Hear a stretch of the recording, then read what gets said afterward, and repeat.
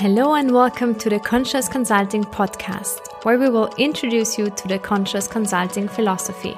Together with our senior advisors from all around the world, we blend the deep knowing of wisdom traditions, technology, modern science and business, and show you how to transform this wisdom into impact in your daily life as a consultant, leader or entrepreneur. Welcome to the CGG community. When ancient kings have looked for answers, they seeked help in old wisdom traditions, such as Daoism. Famous Daoists like Lao Tzu were the leadership consultants of these times. And until this day, the wisdom of Daoism is highly valuable when it comes to the business-related questions of our times. Therefore, we need to bring it back to the modern world. So in this episode of the Conscious Consulting Podcast, Daoist teacher Shantena Augusto Sabbadini and founder of the Conscious Consulting Group Christian Mayhofer talk about what it means to be a Daoist leader and how to apply this old wisdom in the daily leadership and consulting practice. So sit back, relax, and enjoy our wonderful new episode on the Conscious Consulting Podcast.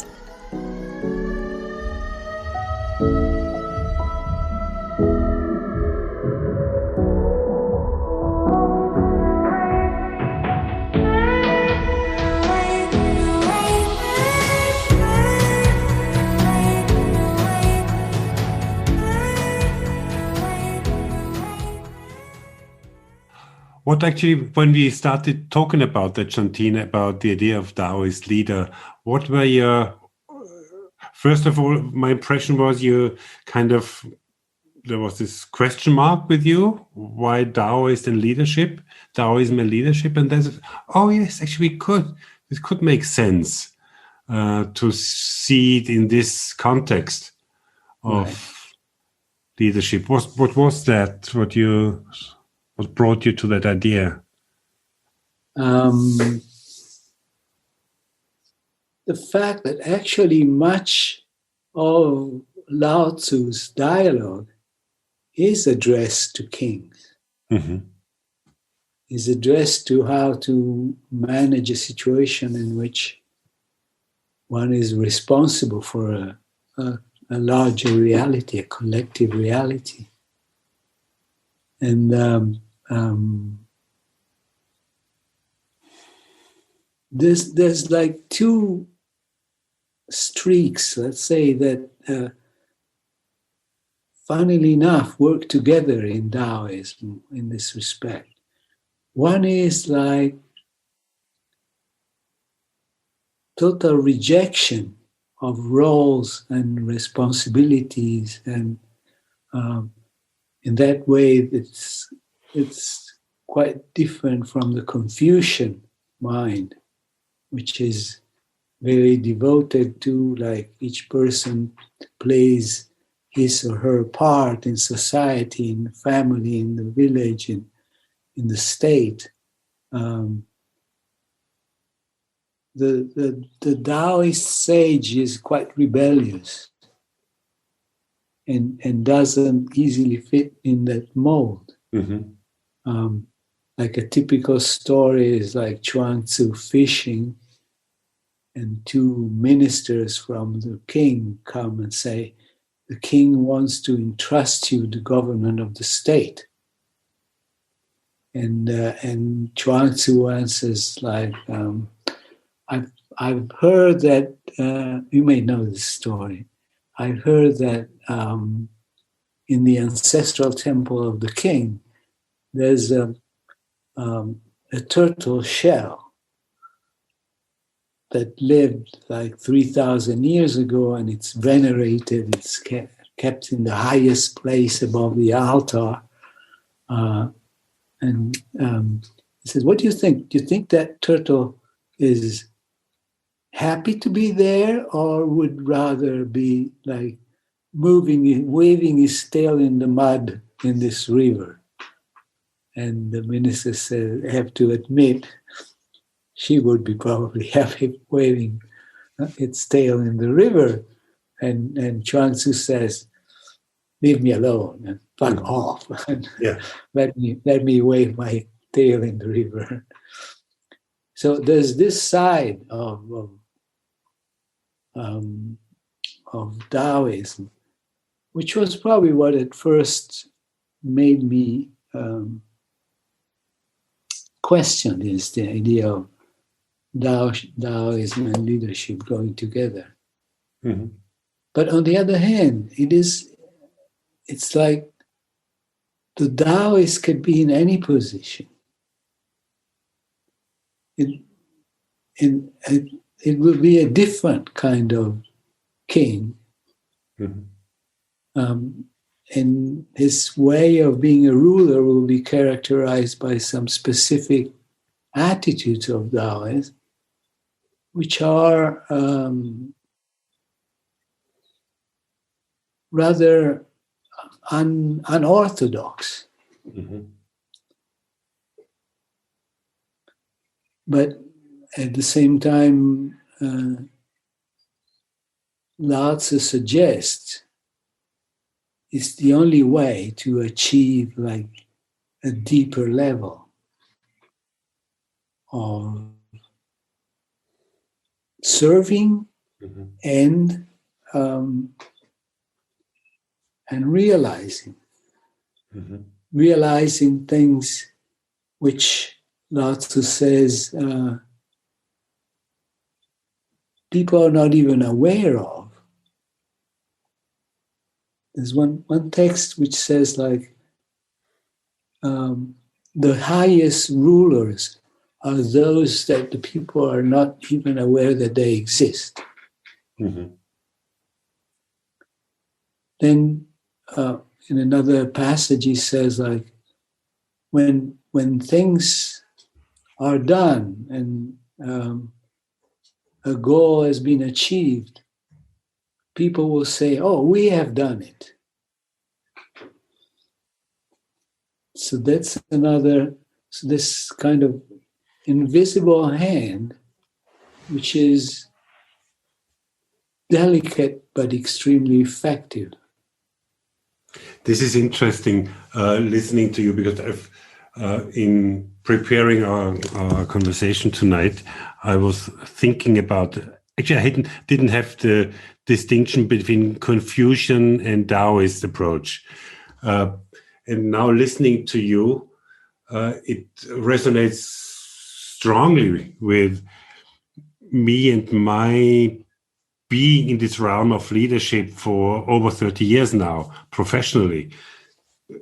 Because when I started to act in this arena, this was 1988, I was a young man by then, 28, and it struck me from the very first moment when I have been in a professional contact with leaders of organizations, how one-dimensional their, if at all given, their idea of their role has been.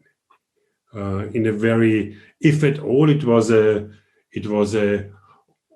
order and control, predict and control reality of a linear reality.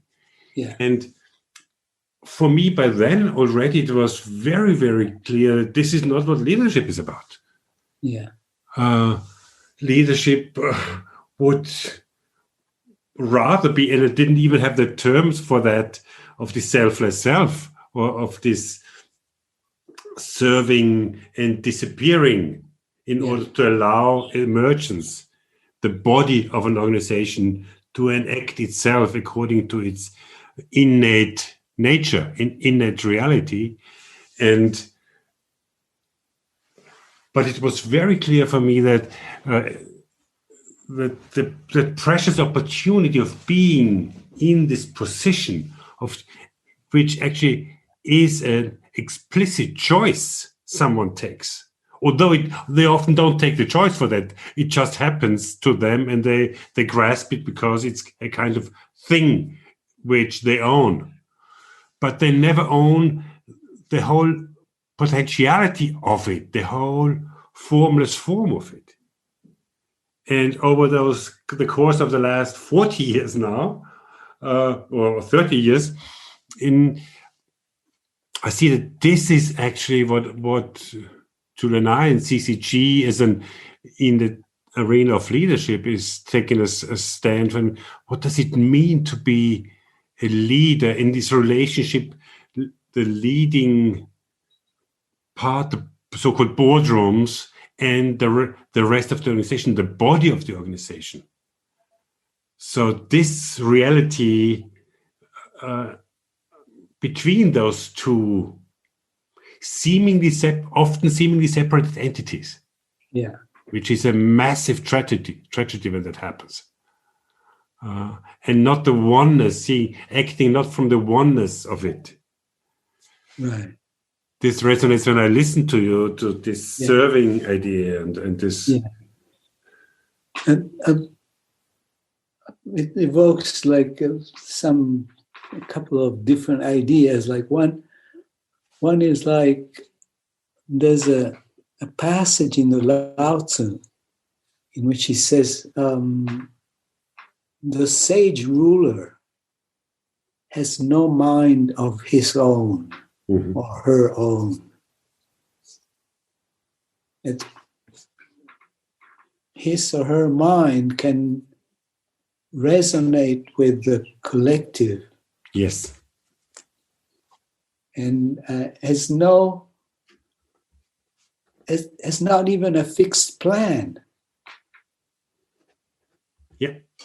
The plan will evolve organically as a product of this collective mind. This is exactly the moment when we often speak to, when we are in a deeper relationship already with our clients, mainly executives. It's a very precious, very special moment when we enroll them into this kind of allegories or pictures of the body, the whole body of an organization, which they are part of, and which they have kind of the honor to serve, and that they are the tool for that. They are the tool for the body, and not the body is a tool for them to shine on them. Right. So it's not about them. And this is a completely contradiction to the collective Western narrative of leadership, because it's the mountain seat they climbed, when they are finally in the boardrooms. And so it's all about me and the meanness, the I of it. And to my impression, and what we then often can sense is a kind of surprise and a kind of relief. If that settles in, it's not about me, then what? Right. It's completely different universe they are all some kind of wakening up in. Right. Like another metaphor that Lao Tzu uses is that of rivers and the sea. He says it's because the sea is lower than the rivers that he can collect all the water coming to him. So it's like the sage leader makes himself or herself lower. But from that lower position, it will be able to gather water coming from all directions. Holding the space for it. Right. Yeah. Yes. Oh, that's a beautiful one. Yeah. And then, of course, there's this key idea, which is so difficult at first sight for us to grasp, which is called non-doing, which is, but it doesn't mean inertia. It's not literally non-doing, but it's doing with a different part of ourselves, different part. It's not superimposing our ego on the situation, not superimposing a fixed plan on the situation. It's not trying to force it to move in a certain direction. I was just a few moments ago, I was jotting down some notes about India, and especially about the first impression that India has on a Western traveler when you first meet that reality. Which is quite a shock. It still has it. It's still the same. Right. And like one thing that one learns pretty soon, and if it doesn't learn, it will have to learn it at their own expenses, is that you cannot get things done by pushing. Mm-hmm. You push and you will meet an opposite push. Mm-hmm. Friction causes friction, and things can jam and stop even the simplest possible things. While the other way around, if you flow with things, if you are smiling and gentle and humorous and surrendering, mm-hmm. that surrender opens doors which you couldn't even imagine they were there. Mm-hmm. So that's a Daoist quality. Mm-hmm. Shantena, I have a question then. In the realities which I observe with leaders or with executives, there often is I think I completely get what you just said. And still there are realities where you have to keep the rudder in place and to follow the headwinds, although your people might revolt or might oppose it, and you're still following that call, that knowing, because it is your task to decide on directions for Yes. Sometimes we go left or right. We don't build cars, or we build now electro, whatever. And this is often the reality of the body of organizations, is often heaviness and resistance by its own, by expression of its own past. And it's a kind of bargaining situation between the body and the rudder, the man on the rudder. Who will prevail? That's right. It's very good that you bring that up, because the images I've used are all like soft and smiling, but that's not the Daoist leader. Mm-hmm. The Daoist leader can have like any face, any expression, and may in just responding to a situation feel that the appropriate thing to do is forceful. Mm-hmm. Has that flexibility, but is not bound to any course of action. Has the sensitivity to constantly shift and move and adapt and respond. This is this non-doing activity. Right.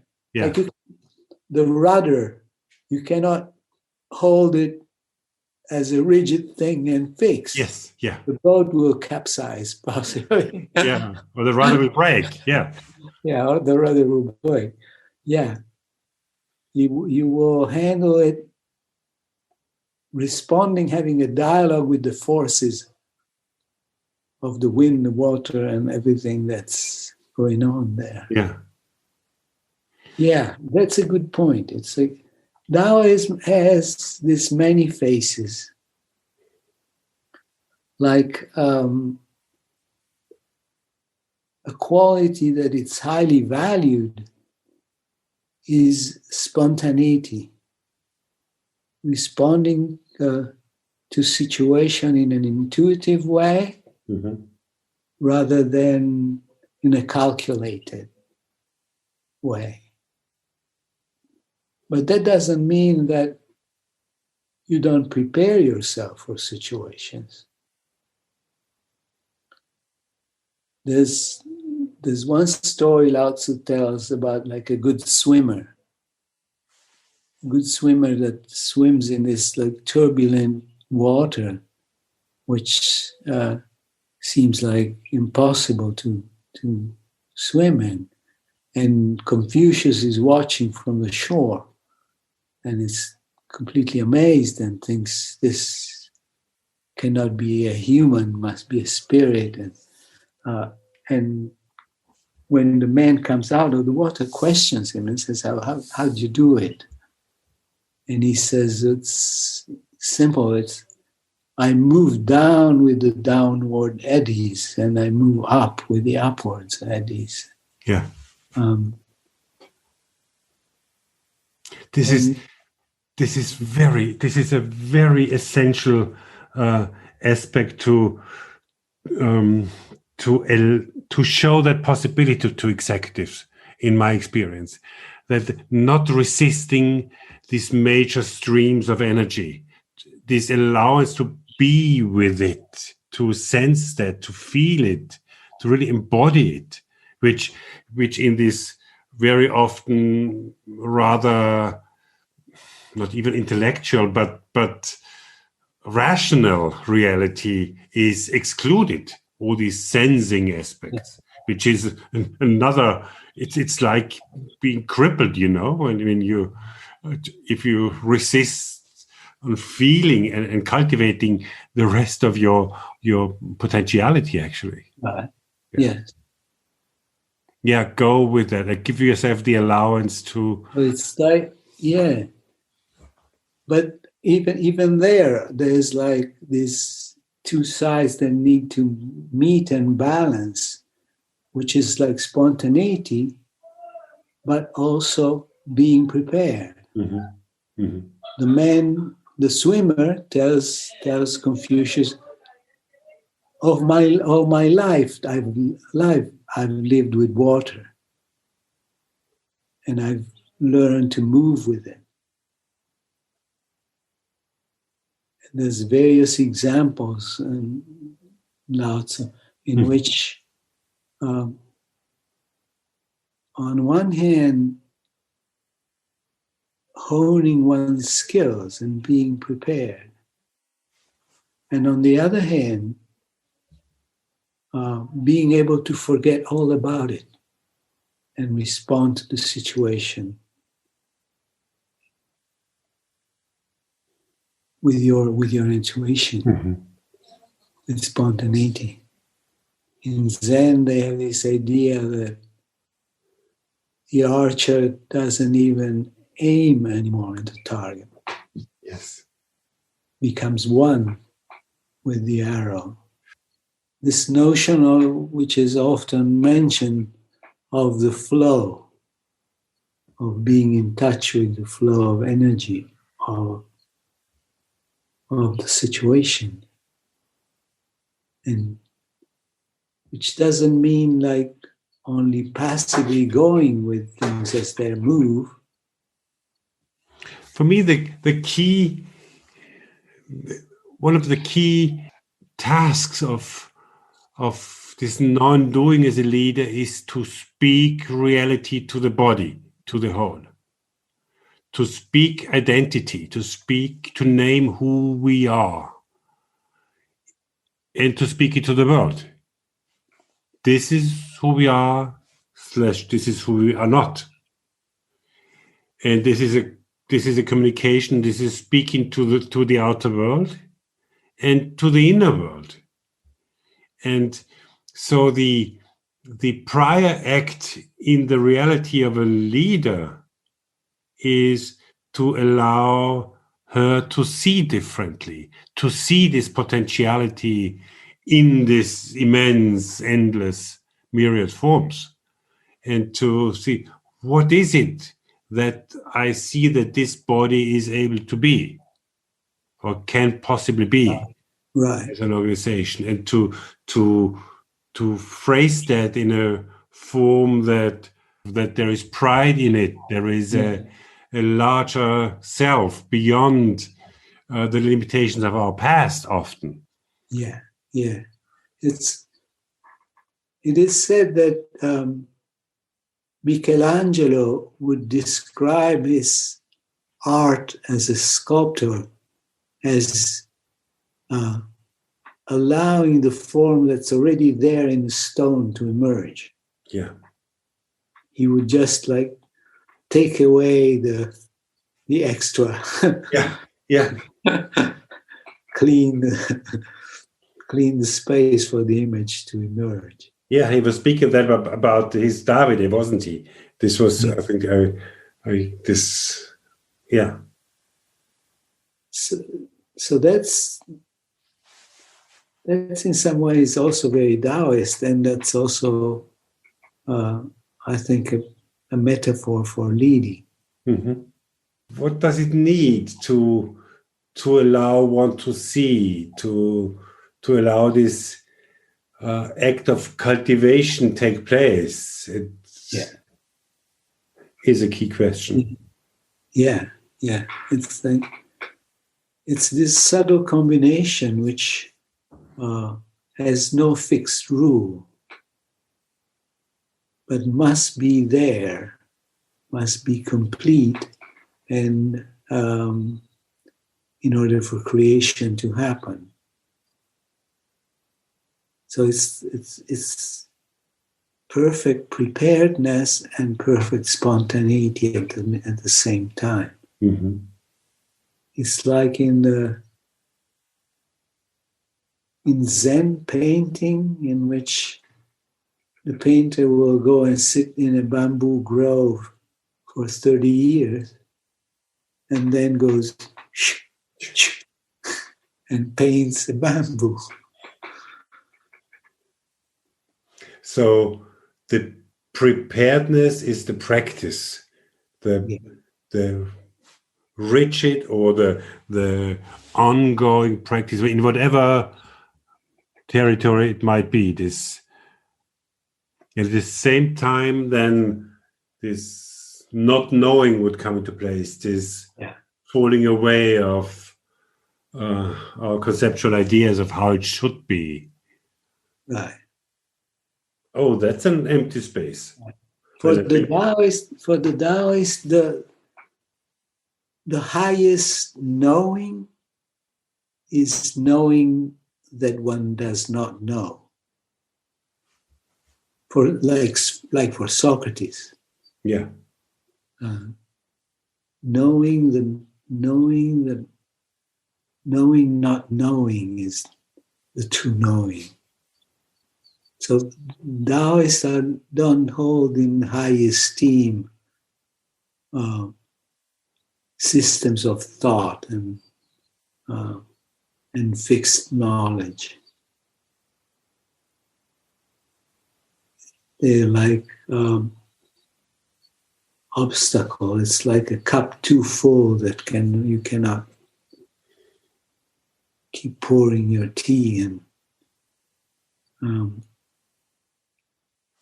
You need to create an emptiness to be able to fill it. Mm-hmm. Now, this emptiness is, to my knowing, that what not only leaders, but leaders very often are the most afraid of, because the image of the leader is the one who knows. Yeah. So it's quite a tricky situation, isn't it? And we're back to the liminal spaces of this not knowing, of this threshold of, wow, am I leaning forward or not out of the plane, and embracing the free fall, not knowing if the parachute will open. Right. What would be an ingredient for this situation of at the threshold, at the, can I really let go? Is it? Yeah, I would say one word that comes to me is trust. But trust in turns depends on some deeper wisdom, some deeper knowing, which I guess is the wisdom of non-separation. Mm-hmm.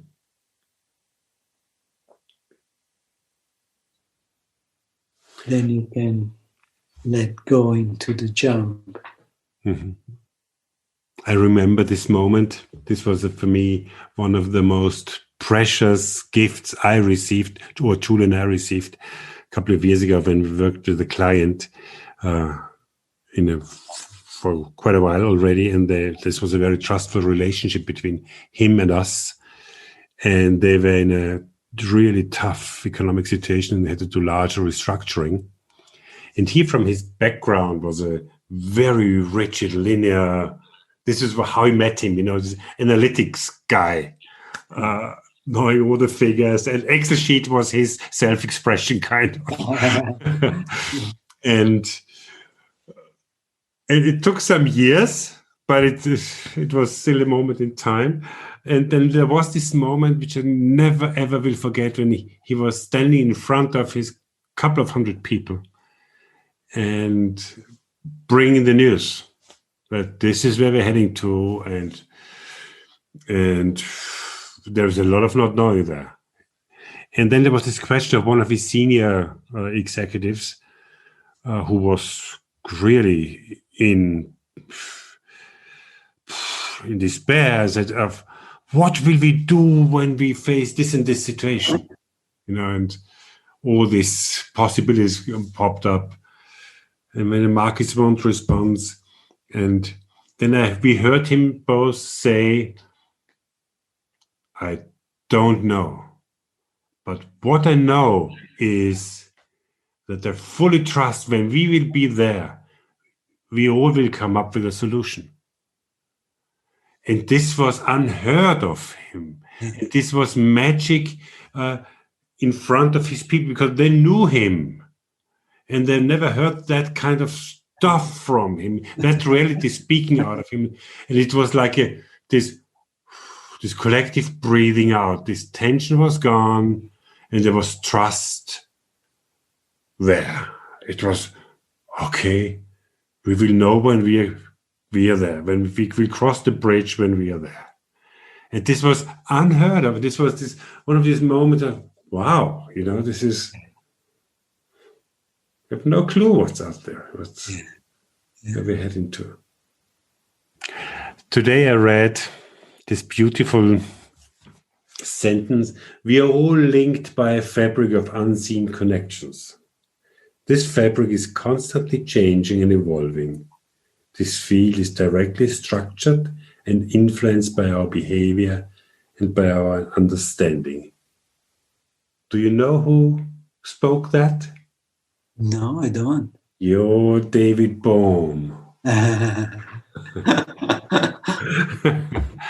The man you introduced to us.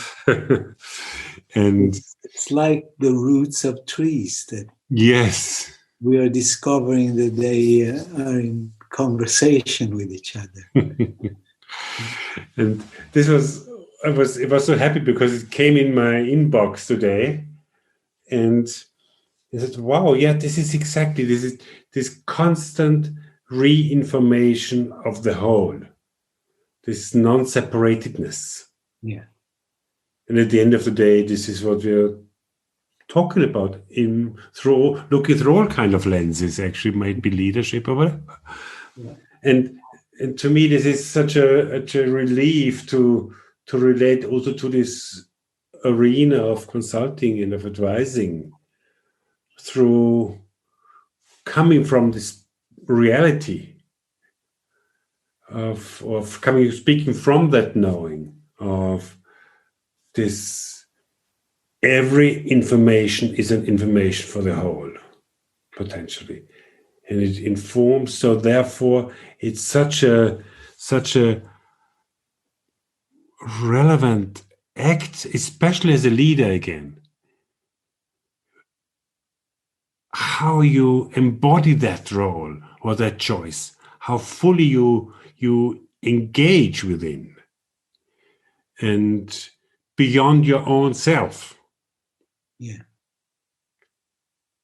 And to also show that dignity in that, in giving up, that it's not about you, that it's an ingredient for the whole. And yeah, my impression is often when we establish a space where this is possible to be said, to be spoken, it resonates deeply with people. It's like showing a new, it's like a different flight level of looking at the larger picture. And then there's still the question, what does that mean in my everyday life?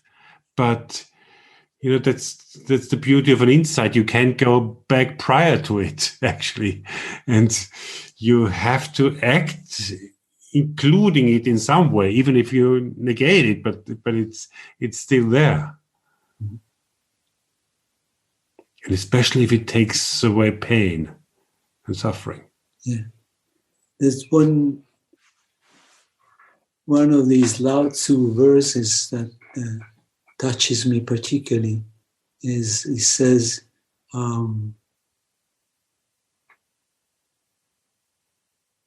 if you want to,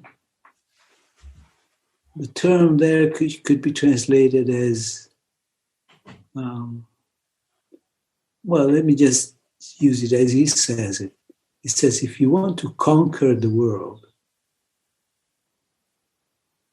you must not have concerns of your own. Mm-hmm.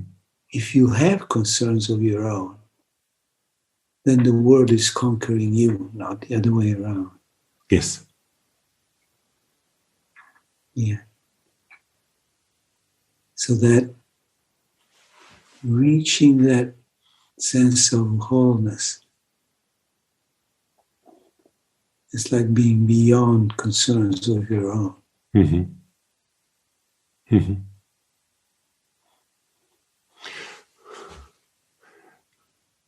It made us cultivate it made us cultivate an attitude in our profession of not wanting anything.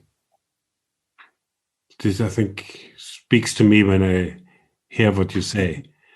Whenever we go with clients, we come from a not wanting a contract. We come from not wanting it. We are an offering, and we offer ourselves as a given, but we don't want it. It's not about it to have.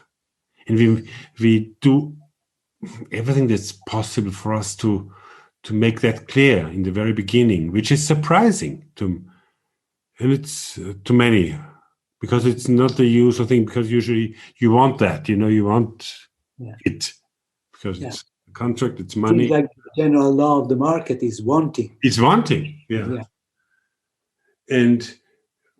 But often curiosity starts because, wow, what does that mean? And then a different conversation is possible. And all of a sudden it's eyesight. It's not, we Thank want you something. So much and for you tuning give in us and listening to this episode of the Conscious Consulting this is podcast. A relationship. If you want to dive deeper into the field of conscious consulting, become a part of our community, of course, this is a form of leadership as well. CGG-group.eu and subscribe to our newsletter so we can stay connected. You will find the link in the show notes. We look forward to having you on board. How you can relate to us and how you cannot. It's very helpful. It just clears the scene. because there is a kind of wanting still, but only in the relationship of or in the engagement with the other entity of wanting him or her to see, to enact, to see differently, maybe. This is an exercise for me. Yeah. It's not wanting you to be the best CEO possible. Yeah. This is I have to be careful about that. You know, wanting yourself to be the best counselor, consultant possible. Yeah. But see, it's like two sides of the coin. It's like to be the best possible consultant, you have to not want to be the best possible consultant. But at the same time, you train to be the best possible consultant. And then you will forget about the training and just respond. Just forget about it, yeah. And just fall free. Right. Yeah. Thank you very much. Oh, thank you. Thank you. I'm so much looking forward.